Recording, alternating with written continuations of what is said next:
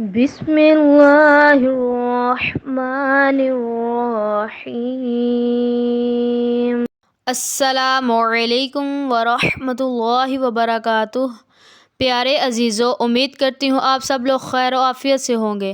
آؤ مخارج سیکھیں آسان طریقے سے۔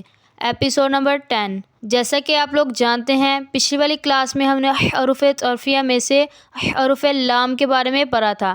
مجھے امید ہے آپ نے اس کلاس کو پورا دیکھا ہوگا اور سمجھا بھی ہوگا۔ اگر ابھی تک آپ میں سے کسی نے اس کلاس کو نہیں دیکھا تو جا کر دیکھ لیں، لنک میں نے ڈسکرپشن کے اندر دے دیا ہوا ہے۔ اس ویڈیو کو شروع سے لے کر آخر تک ضرور دیکھیں۔ جو لوگ چینل پر نئے ہیں ان سے گزارش ہے کہ ہمارے چینل کو لازمی سبسکرائب کر دیجئے، ساتھ میں جو بیل کا آئیکن ہے اس کو بھی پریس کریں تاکہ ہماری جو نئی آنے والی کلاسز اور اپڈیٹس ہوں گی وہ سب سے پہلے آپ دیکھ سکیں۔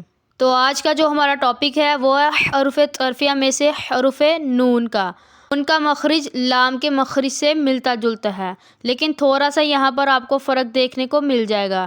اسی فرق کے بارے میں ہم آج جاننے والے ہیں۔ اب نون کی جو ادائیگی ہے وہ کیا ہے، سب سے پہلے وہ جانیں گے۔ نون کی ادائیگی ہے طرف لسان جب انیاب سے لے کر ثنایا تک کے دانتوں کی جڑوں سے لگے تب جا کر نون ادا ہوتا ہے۔ کیا ہے؟ طرف لسان جب انیاب سے لے کر ثنایا تک کے دانتوں کی جڑوں سے لگے تب جا کر نون ادا ہوتا ہے۔ اب آپ اس قاعدے کو اپنی کاپی پر نوٹ کیجئے۔ اب اس کو سمجھنے کی کوشش کرتے ہیں۔ اس قاعدے کے اندر کیا آیا ہے؟ طرف لسان انیاب سے لے کر دانتوں کی جڑوں سے لگے۔ اب یہاں پر بات آئی ہے طرف لسان کی۔ طرف لسان کسے کہا جاتا ہے؟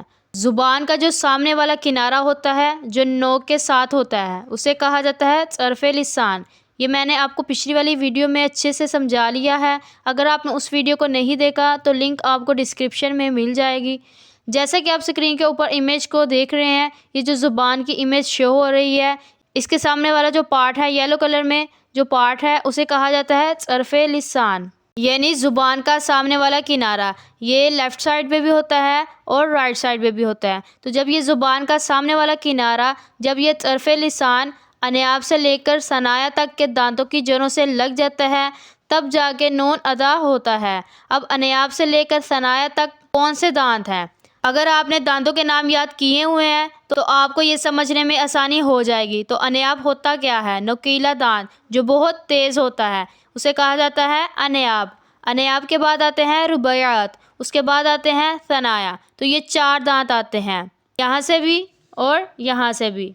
دار کا کوئی تعلق نہیں ہوتا، وہ لام کے اندر تھا، یعنی ضواحک سے لے کر ثنایا تک وہ لام کا مخرج تھا۔ لیکن نون میں کیا آتا ہے؟ انیاب سے لے کر ثنایا تک کے دانتوں کی جڑوں سے۔ تو یہ جو نکیلا دانت ہے اسے کہا جاتا ہے انیاب۔ اس کے بعد آتا ہے رباعیات، اس کے بعد آتا ہے ثنایا۔ ثنایا کے 2، تو یہ اوپر والے جو ہوتے ہیں نا یہ 4 ہوتے ہیں، ان کی جڑوں سے کیا لگے؟ جب زبان کا کنارہ لگے، سامنے والا کنارہ لگے، زبان کا طرف لگے تب جا کے نون ادا ہوتا ہے۔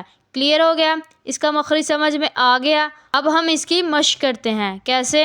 نون نون۔ اب آپ خود اس کو پڑھیں۔ آپ دیکھیں زبان کا جو سامنے والا کنارہ ہے کہاں لگتا ہے؟ نون زبر نا، نون زیر نی، نون پیش نو، حمزہ نون زبر ان، حمزہ نون زیر ان، حمزہ نون پیش ان، ان، ان۔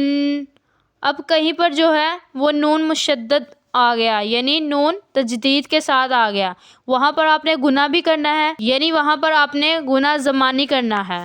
کیسے؟ ان، ان، ان۔